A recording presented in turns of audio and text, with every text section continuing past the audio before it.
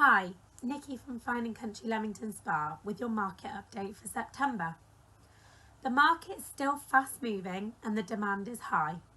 House price growth across the UK is at its highest level in 17 years. Whilst price growth may moderate over the coming months, for many, the reassessment of home life post the pandemic continues, and 2021 will definitely be a year to remember. According to the UK House Price Index, the average price of a UK property is now just over £265,000, which is £31,000 more expensive than this time last year. There are early signs that price growth is beginning to slow, with the first slight decrease of 2021 being reported by Nationwide and Rightmove.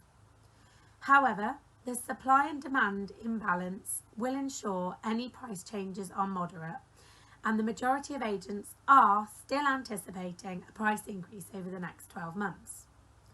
The time to sell has also hit more records, with Rightmove reporting just 36 days from the beginning of marketing to being sold subject to contract.